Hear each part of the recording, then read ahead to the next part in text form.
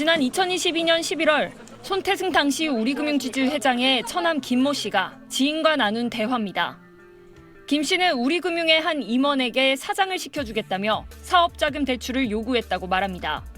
내가 사장 시켜주면 얼마가 필요한 10억이 필요한데 가능해? 자기가 책임지고 하겠다. 약속했어요. 김 씨는 자신을 도와준 사람들을 승진시켜주겠다고도 말합니다. 지금 걔들도 지금 인사처리잖아. 그래서 내가 나 일해서 열심히 해주니까 내가 나 도와준 놈들 내가 승진시켜주고. 부당 대출을 승인한 핵심 인물로 구속 기소된 임모 전 본부장을 콕 집어 언급하기도 했습니다. 그럼 또 다른 놈이 오면 힘들어지잖아. 얘는 내가 또 그냥 본부장을 그냥 거기에 스테이 시켰다고. 실제 2021년 12월 설릉금융센터장으로 부임했던 임 전 본부장은 2023년 7월 부실 여신 검사 대상자로 통보받기 직전까지 설릉금융센터장으로 일했습니다. 김 씨는 또 손 전 회장의 연임을 위해 자신이 돈을 쓰고 있다고 말합니다. 손 전 회장이 3년임을 노리고 있던 시점입니다. 손 회장 알다시피 뭐 청렴한 월급쟁이 돈 있어? 다 내 돈으로 써야 돼. 응? 사람 만나고 하는데 1,000만 원씩 주고 그래. 포기해달라고 해가지고 일단은 연임을 시키려고. 될지 안 될지는 모르겠지만 50%는 우리 쪽으로 분위기는 싹 왔어.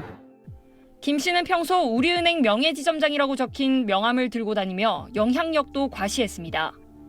센터장 사무실에 사람들 쑥 들어가서 뭐 거기 앉아서 업무 보고. 녹취를 확보한 검찰은 우리은행 직원들이 인사를 대가로 불법 대출을 승인했는지 손 전 회장이 김 씨의 부탁으로 인사에 영향력을 행사했는지 수사하고 있습니다. SBS 박서경입니다.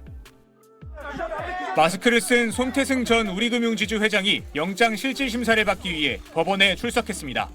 친인척 부당대출 혐의 여전히 부인하십니까? 손 전 회장이 관여한 걸로 검찰이 의심하는 친인척 부당대출 규모는 400억 원대. 대부분 처남 김모 씨를 중심으로 대출이 일어났습니다.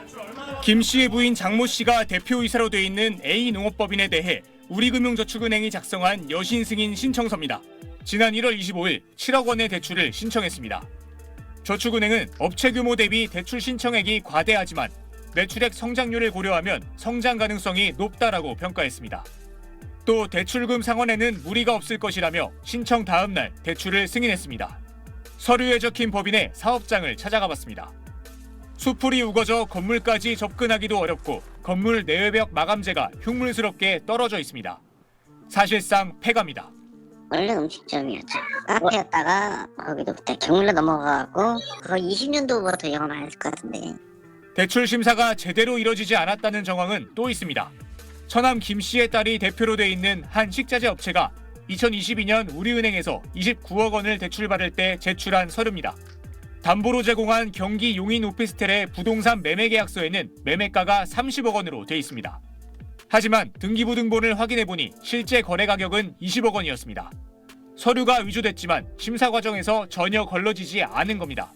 검찰은 지난 9월 김 씨를 횡령과 사문서 위조 등의 혐의로 구속 기소한 데 이어 부당대출을 주도하거나 관여한 혐의로 우리은행 임모 전 본부장과 성모 전 부행장을 구속 기소했습니다.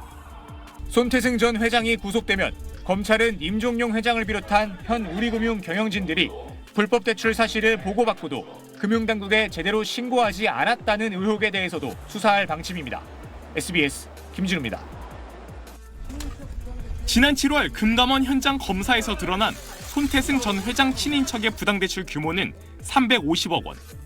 검찰 수사에선 450억까지 늘었습니다. 대출 심사의 내부 통제가 작동하지 않은 배경엔 뿌리 깊은 파벌 문화가 지목됩니다. 부당하고 반복 평가고 뭐고 무조건 해야 했었던 대출인 거죠. 학연, 지연, 혈연이라든지 심지어 근무형 같은 것도 나하고 너하고 같이 근무해서 친해졌어. 형 동생해. 파벌 내 상명하복 문화가 팽배하다 보니 대출을 조건으로 한 손태승 회장 처남의 인사 개입도 가능했을 수 있다는 내부 증언들이 나옵니다. 마감한 라인들이 계속해서 오비들도 영향력을 발휘합니다. 넌 갚아야 되지 않겠어? 약간 이제 이런 식으로 나갔을 때 하나모임이 워낙 강력한 조직이다 보니까. 금감원은 우리은행 추가 검사에서 손 전 회장 친인척과 관련된 수백억 원 규모 추가 부당 대출을 확인한 걸로 알려졌습니다. 현 행장과 현 회장 재임 시에도 유사한 형태의 불법 거래가 있는 것들이 지금 검사 과정에서 확인이 돼갖고 이 대출의 일부는 지난 6, 7월까지 이어졌는데 우리은행에 대한 금감원 현장 검사 기간과 겹칩니다. 제대로 이사에 보고가 됐는지, 이사의 스크린 기능 작동을 안 했다면 왜 안 했는지에 대해서도 저희가 점검을 해보려고 노력 중이고요. 무관용 원칙으로 엄정하게 대응하려고 그렇게 생각하고 있습니다. 조병규 행장이 연임하지 않겠다는 입장을 밝힌 가운데 임종용 회장에 대한 압박 수위를 높인 걸로 해석됩니다. 금감원은 이번 주 우리금융에 대한 현장 검사를 마무리한 뒤 추가 분석을 거쳐 다음 달 검사 결과를 발표할 계획입니다. SBS 박지현입니다. 검찰은 손태승 전 우리금융지주 회장의 부당대출 의혹과 관련해 오늘 서울 중구 우리은행 본점을 압수수색했습니다. 압수수색 대상은 우리금융지주 회장과 우리은행장 사무실, 은행 대출 관련 부서 등입니다. 검찰은 대출 결제 기록과 전산 자료 등을 확보한 것으로 파악됐습니다. 부당대출 의혹 사건에서 검찰이 우리금융지주를 압수수색한 건 이번이 처음입니다. 특히 압수수색 영장에는 조병규 현 우리은행장이 피의자로 적시된 것으로 확인됐습니다. 은행장에 취임한 뒤 부당대출들을 인지하고도 금융당국에 즉시 보고하지 않아 자본시장법을 위반한 혐의입니다. 부당대출 의혹뿐 아니라 현 경영진이 관리, 신고 의무를 소홀히 한 점까지 수사를 확대한 것으로 풀이됩니다.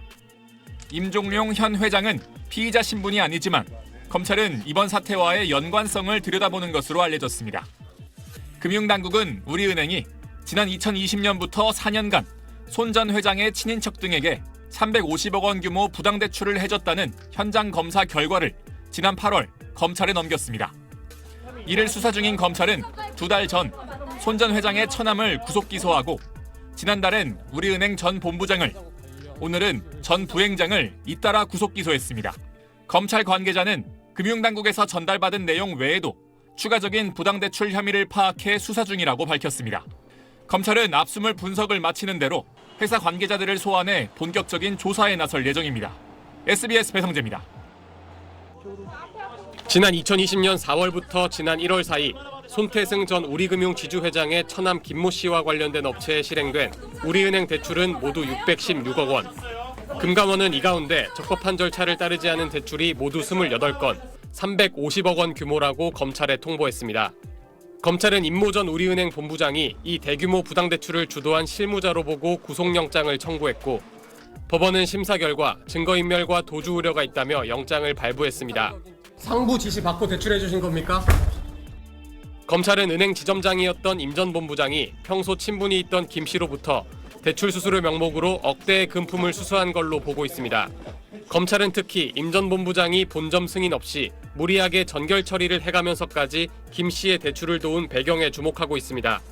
불법 대출 과정에 누군가 윗선의 지시가 있었을 가능성을 배제할 수 없다는 게 검찰의 판단입니다. 사태가 불거지자 우리은행은 임모 전 본부장과 그보다 직급이 낮은 임직원 7명을 징계했습니다. 우리은행 관계자는 이번 불법 대출 사건에 연루된 가장 높은 직급은 임 전 본부장이라며 윗선 연루 의혹에 선을 그었습니다. 손태승 전 회장은 이번 사건으로 구속 기소된 처남의 불법 대출 사실을 알지 못했다고 해명했습니다. 불법 대출 사건에 이어 금감원은 우리종합금융과 한국포스증권의 합병 관련 특혜 의혹 등에 대한 조사도 이어가고 있어 우리금융을 둘러싼 검찰 수사는 전방위로 확대될 전망입니다. SBS 편광현입니다.